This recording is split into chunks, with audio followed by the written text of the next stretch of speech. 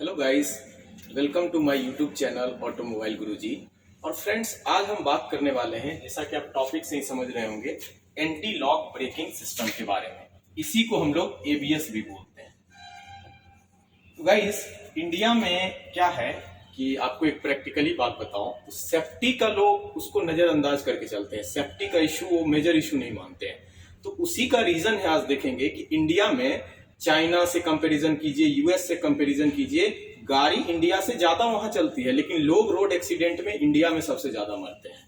क्यों? उसका रीजन क्यों है? क्योंकि लोग सेफ्टी को प्रायोरिटी नहीं देते हैं, इसकी वजह से ऐसा होता है। तो आज जो हम जिस टॉपिक की बात करने वाले हैं, एंटी लॉक ब्रेकिंग सिस्टम के बारे में। ये एक ब्रेक का सेफ्टी सिस्टम है, जिसकी वजह से क्या होता है कि एंटी लॉक ब्रेकिंग सिस्टम, आप समझ रहे होंगे एंटी लॉक ब्रेकिंग सिस्टम से ही कि एंटी लॉक ये व्हील को लॉक होने से, मतलब चक्का जो है उसको लॉक होने से बचाता है। उसकी वजह से क्या होता है कि गाड़ी स्किड नहीं करती है, स्टीयरिंग पे स्टेबिलिटी बनी हुई रहती है। और जो स्टॉपिंग डिस्टेंस है, आपको सपोज दैट 10 मीटर पे कोई आदमी देखा, तो आपका जो स्टॉपिंग डिस्टेंस है, उस डिस्टेंस में अगर आप एबीएस है आपके सिस्टम, ब्रेकिंग सिस्टम में, तो आपकी गाड़ी रुक जाएगी। तो चलिए, एंटी लॉक ब्रेकिंग समझने से पहले हम आपको कुछ स्टीयरिंग एंड ब्रेकिंग सिस्टम का प्रिंसिपल समझाते हैं। तो ब्रेकिंग सिस्टम बेसिकली होता क्या है कि जब भी आप गाड़ी चला रहे हैं, ब्रेक पैडल आपने दबाए, ब्रेक पैडल जैसे ही दबाएंगे, उसी समय क्या होगा कि जो ब्रेक पैड है, जो गाड़ी में डिस्क ब्रेक लगी हुई है, तो ब्रेक पैड क्या होती है कि डिस्क के अगेंस्ट काम करती है, और वो डिस्क पे अप्लाई होती है ब्रेक पैड, और ब्रेक लग जाती है। जैसे ही ब्रेक लगता है, ये जैसे चक्का है, ये चक्का रुक जाता है, चक्का रुक जाता है और हमारी ब्रेक अप्लाई हो जाती है। तो इसमें जो ये हमने डायग्राम बनाया है, इसका कुछ रीजन है, तो मैं आपको समझाता हूं एक एक करके। ये देख सकते हैं, ये एक रोड सरफेस है, ये रोड है, और ये गाड़ी का चक्का बना हुआ है। तो जब हमारी गाड़ी चलती है, ये चक्का रोड पे घूमता है। तो क्या होता है गाइस, जब गाड़ी रनिंग कंडीशन में चल रही है, तो चक्का घूम रहा है, तो इसमें एक रोटेशनल वेलोसिटी होता है।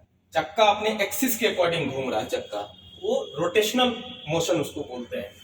और दूसरा क्या होता है कि कार आगे की ओर मूव कर रही है, आप गाड़ी आगे की ओर ले जा रहे हो, तो दूसरा जो मोशन होता है उसे बोलते हैं ट्रांसलेशनल मोशन।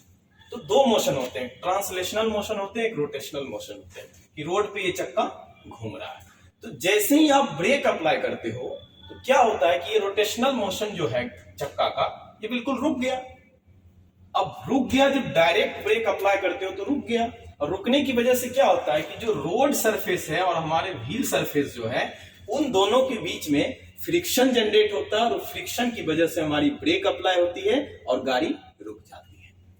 अब गाइस, समझने वाली बात क्या है कि जब स्लिपरी रोड होती है, या जब आप गाड़ी चला रहे हो, टर्न करना होता है, उस समय क्या होता है। और एक कंडीशन और बता देता हूं, टेक्निकल वो चीज है, तो आपको मैं बताता हूं कि जैसे देख रहे हैं, ये व्हील है और ये रोड सरफेस है। तो अभी क्या है कि जो हमारी ये व्हील है, ये स्ट्रेट चल रही है, और स्ट्रेट चलने के दौरान रोटेशनल मोशन और ट्रांसलेशनल मोशन, अगर इन दोनों का रिजल्टेंट वेलोसिटी कॉन्टैक्ट पॉइंट पे 0 है, तो ब्रेक अप्लाई होगा, और हमारी जो गाड़ी का जो चक्का है वो स्लिप नहीं करेगा, आपकी स्टेबिलिटी बनी रहेगी।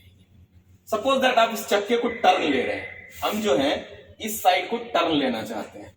जैसे ही आप टर्न लेंगे, अपने गाड़ी को टर्न करेंगे, तो क्या होगा, रोटेशनल मोशन तो गाड़ी की बनी हुई है, ये रोटेशनल मोशन जो है, गाड़ी चक्का रोटेट कर रहा है, तो क्या होगा कि ये चक्का तो रोटेट कर रहा है अपने एक्सिस के अकॉर्डिंग, बट क्या होगा कि इसका जो मोशन है एक्सिस के अकॉर्डिंग, वो चेंज हो जाएगा, क्योंकि चक्का टर्न लेगा। तो चाहे आप राइट मोड़ रहे हो या लेफ्ट मोड़ रहे हो, चक्का तो टर्न लेगा। बट गाड़ी का क्या मेथड है, गाड़ी तो आगे की ओर जा रही है। तो उस समय क्या होता है कि ट्रांसलेशनल मोशन और जो रोटेशनल मोशन है, उन दोनों के बीच में कॉन्टैक्ट पॉइंट 0 नहीं रहता, उसका रिजल्टेंट फोर्स, जिसकी वजह से क्या होती है कि चक्का स्किड कर जाता है। ये एक टेक्निकल, मैंने मतलब बेसिकली थ्योरेटिकल बताया। जिनको भी ब्रेकिंग सिस्टम और स्टीयरिंग का मैकेनिज्म जानना है, तो ये बेसिकली होता है।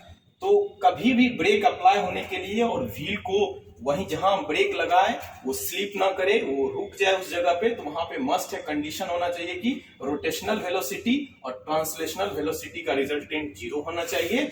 अगर वो गाड़ी स्लिप कर रही है इट मींस क्या होगा, उसका ट्रांसलेशनल वेलोसिटी और ये चक्का का रोटेशनल वेलोसिटी कॉन्टैक्ट पॉइंट पे 0 नहीं होगा, तभी स्लिप करेगा। तो गाइस आप समझ गए। तो इस प्रॉब्लम से बचने के लिए कि गाड़ी स्कीड ना हो, जैसे स्लिपरी रोड है गाड़ी, उस समय स्लिपरी रोड है, आप गाड़ी चला रहे हो, बारिश हो गई, बारिश होने के बाद क्या हुआ, आपने ब्रेक अप्लाई किया, तो पहले के जमाने में क्या होता था, जो डायरेक्ट ब्रेक होते थे वो चारों चक्का जाम हो गया। चारों चक्का जाम होने के बाद ये देखिए चारों व्हील है, चारों चक्का जाम होने के बाद क्या हो गया, पूरा लॉक हो गया। लॉक होने के बाद अब गाड़ी का मोमेंटम बना हुआ है, और स्टीयरिंग का जो भी मैंने आपको मैकेनिज्म बताया, स्टीयरिंग का मैकेनिज्म यही है, जब तक ये व्हील रोटेशनल इसमें बना हुआ है तभी आपकी स्टीयरिंग की जो एबिलिटी है बनी हुई है। व्हील लॉक हो गया, स्टीयरिंग की एबिलिटी आप खो चुके हैं। तो पहले के ब्रेक में यही होता था, हमने ब्रेक लगाया, चारों चक्के में ब्रेक अप्लाई हुए और हमारा स्टीयरिंग लॉक हो गया, और उसके बाद आप अपना कंट्रोल खो बैठे, और गाड़ी जिस मोमेंटम में जा रही है, चाहे वो आगे कुछ भी हो, वो गाड़ी जाके या तो गड्ढे में गिर गई या किसी व्हीकल को हिट कर गई। तो ये प्रॉब्लम होता था।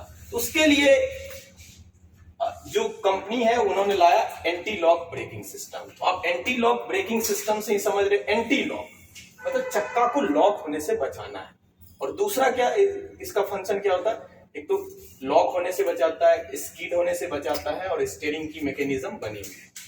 अब ये काम कैसे करता है, तो गाइस मैं जैसा बताता हूं आपको, ये देख सकते हैं गाड़ी है, कार है, ये आगे की ओर मूव कर रही है, इसमें 4 व्हील होते हैं, 4 व्हील ड्राइव होता है। ये फ्रंट का राइट साइड, लेफ्ट साइड, फिर ये रियर का राइट और रियर का लेफ्ट, चारों व्हील है। तो गाइस इसमें 3 सिस्टम होते हैं, जैसा समझिए। एक हमारा ECU लगा हुआ रहता है, जिसको आप बोलते हैं इलेक्ट्रॉनिक कंट्रोल यूनिट, ये इसको बोलते हैं हम हाइड्रोलिक कंट्रोल यूनिट बोलते हैं। फिर हाइड्रोलिक कंट्रोल यूनिट इधर मास्टर सिलेंडर से कनेक्ट होता है, और मास्टर सिलेंडर में ब्रेक ऑयल आती है या ब्रेक फ्लूइड आती है, ब्रेक फ्लूइड रिजर्वायर से। तो जो हाइड्रोलिक कंट्रोल यूनिट है, हाइड्रोलिक कंट्रोल यूनिट से चारों चक्के के ब्रेक कनेक्टेड रहते हैं। ये जो यहाँ पे डिस्क ब्रेक है, तो ये इस ब्रेक से कनेक्टेड है, हाइड्रोलिक कंट्रोल यूनिट। देखिए चारों जो मैंने ब्लैक से बना रखा है, कनेक्ट है। सेकेंड है ECU, electronic control unit. ECU क्या होता है, चारों व्हील में एक सेंसर्स लगे हुए होते हैं।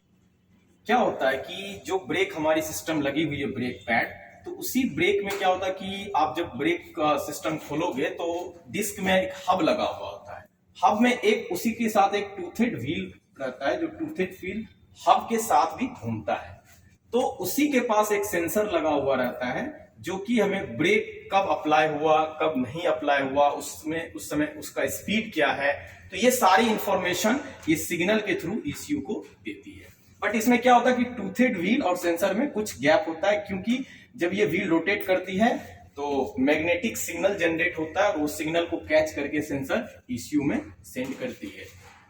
तो गाइज ये देख लिए ECU से सेंसर कनेक्टेड है। अब क्या हुआ, आपकी गाड़ी में ABS लगा हुआ है, आपने ब्रेक दबाया, जैसे ही आप ब्रेक दबाएंगे, hydraulic control unit master cylinder से जो ब्रेक ऑयल है, वो ब्रेक ऑयल को पाइप के थ्रू पंप करेगा, और ये चारों ब्रेक अप्लाई हो जाएगी, मींस हार्ड ब्रेक अप्लाई हो जाएगी, वन टाइम ब्रेक अप्लाई हो गया। उसी समय ECU को इंफॉर्मेशन आएगा सेंसर के थ्रू कि हार्ड ब्रेक अप्लाई हो चुका है। तो उस समय क्या होगा, फिर ECU क्या करेगा, HCU को, हाइड्रोलिक कंट्रोल यूनिट को मैसेज देगा। अब ब्रेक जो है, आप मतलब कि 1 सेकेंड में हाइड्रोलिक कंट्रोल यूनिट क्या करता है कि ब्रेक अप्लाई करता है, फिर रिलीज करता है, अप्लाई करता है, फिर रिलीज करता है, जिसकी वजह से क्या होती है कि गाड़ी में हार्ड ब्रेक अप्लाई नहीं होती है। ब्रेक अप्लाई हुआ, फिर रिलीज हो गया, ब्रेक अप्लाई हुआ, फिर रिलीज हो गया। तो ये SCU को मैसेज करता है, और SCU में क्या होता है कि इसमें सिस्टम लगे हुए थे। SCU में जैसा कि मैं आपको डायग्राम से बता देता हूं, SCU में एक एक्यूमुलेटर लगा हुआ रहता है, दूसरा पंप लगा हुआ रहता है, तीसरा सोलेनॉइड वाल्व लगा हुआ रहता है।